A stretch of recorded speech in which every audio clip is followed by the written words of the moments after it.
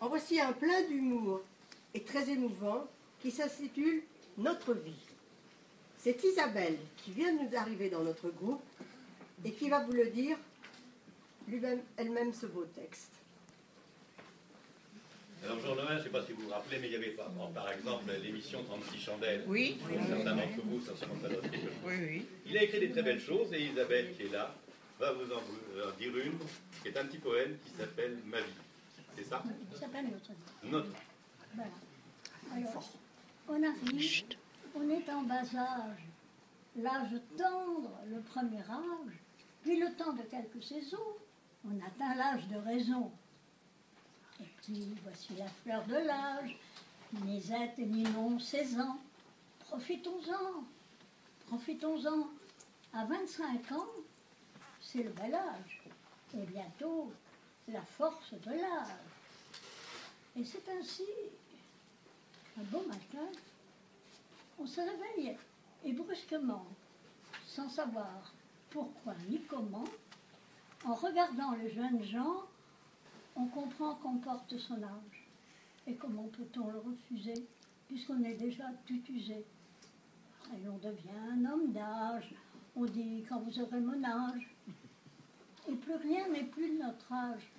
Et c'est ainsi que d'âge en âge, en portant son petit bagage, avec le cœur un peu meurtri, et sans avoir très bien compris, on atteint la fin du voyage. Bravo Isabelle. Qui, sans vergogne, se fait inviter par les gens pour s'incruster ensuite chez eux. Il a été récemment invité par monsieur et madame Boulingrin, qui ne le connaissaient pas avant, à venir prendre le thé chez eux. Déjà, il prépare sa stratégie d'incrustation, mais il sait bien mal connaître le couple des Boulingrin, comme il va vite s'en apercevoir. Au début de la scène, la femme de chambre des Boulingrin fait entrer monsieur Derriette dans le salon. Dans le rôle de monsieur Derriette, Jean-François, Michel joue le rôle de madame Boulingrin, et Claude, celui de monsieur Boulingrin.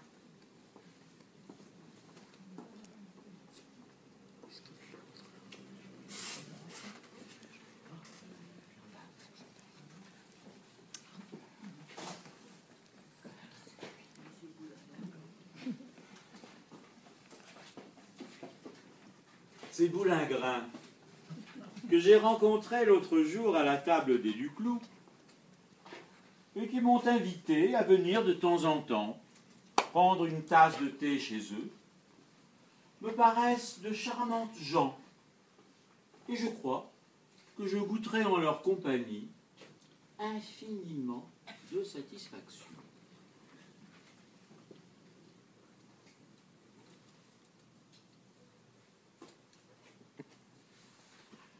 Salut, demeure calme et tranquille, asile de paix où je me propose de venir 3 fois par semaine passer la soirée cet hiver.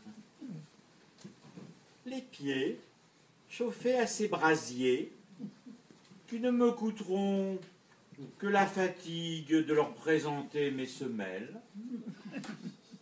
et abreuvés de tasses de thé qui ne me coûteront que la peine de les boire. Du bruit. Ce sont probablement madame et monsieur Boulingrin. Madame et monsieur Boulingrin, je suis bien votre serviteur. Et bonjour, monsieur Derriette. Comme c'est aimable à vous d'être venu nous voir. Vous tombez à propos. Ah, Comme marée en carême. j'en suis bien aise. Dites-moi, monsieur Derriette. Madame. Non, pardon, moi d'abord. Non, moi. N'écoutez pas, monsieur Derriette. Mon mari ne dit que des bêtises. Que des bêtises? Oui, que des bêtises. Tu vas voir un petit peu tout à l'heure si je ne vais pas te donner une bonne leçon de politesse en te flanquant une grande paire de claques, espèce de grue. Voyou. Comment dis-tu cela? J'ai dit voyou. Mais d'abord, est-ce que tu veux fiche la paix, monsieur Derriette? Arrête de le tirer comme ça. Lâche-le toi-même. Non, toi. Non. Toi. Oh. Tu entends? Tu le fais crier.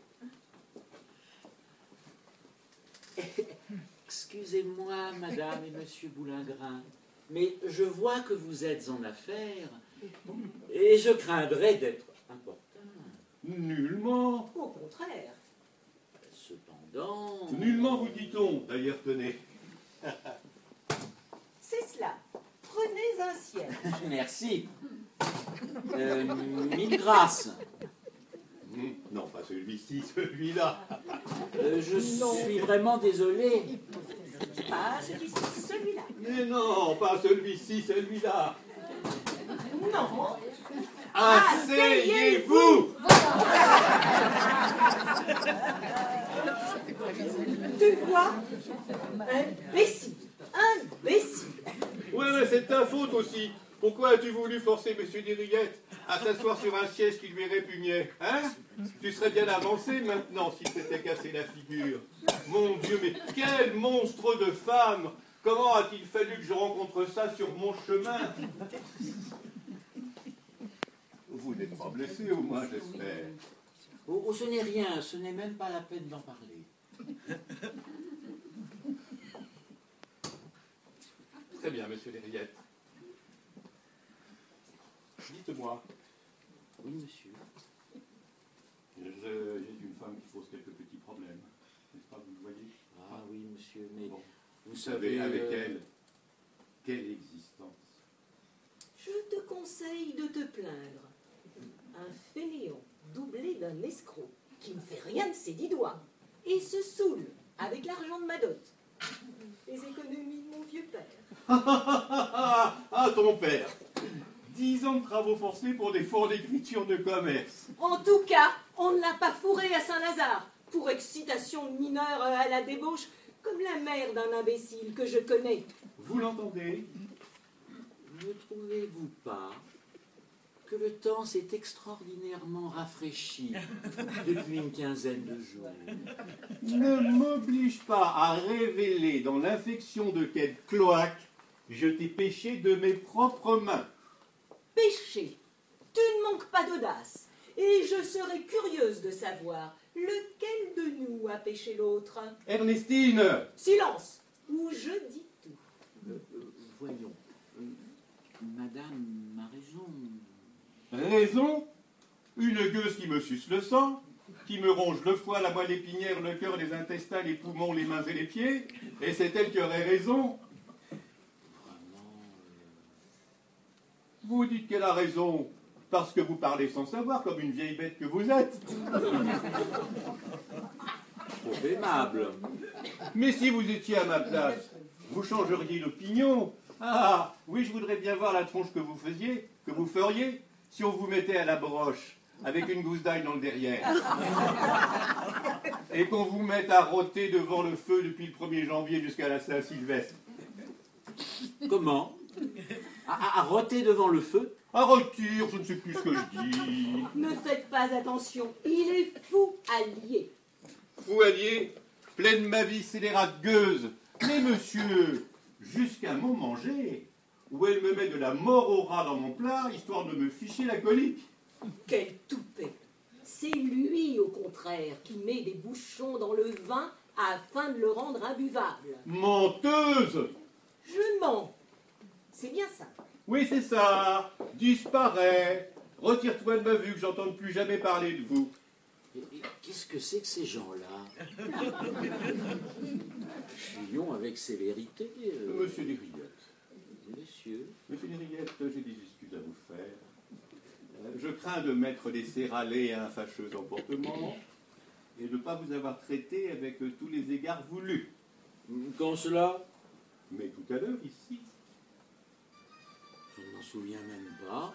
Vous avez été au contraire d'une correction irréprochable et je vous sais gré au plus haut point de votre excellent accueil. Mais maintenant, il faut que je parte. Quoi? Déjà? Hélas oui. Je suis appelé au dehors pour une affaire des plus pressantes et je dois prendre congé de vous. Mais vous prendrez bien un petit rafraîchissement. Malheureusement, non. Buvez. Qu'est-ce que c'est que ça? Buvez. Comment tu n'es pas encore morte, toi? Zut, toi. Mais buvez donc, monsieur. Je vous dis que ça sent le bouchon. Mauvaise gale, tu vas pas l'emporter au paradis. Bonjour, quel débarras. Quel monde! À la fin, allez-vous boire, vous? Non merci, je dois partir. Comme ça, tout de suite? Dès maintenant, qu'ai-je fait de mon chapeau? Madame. Goûtez.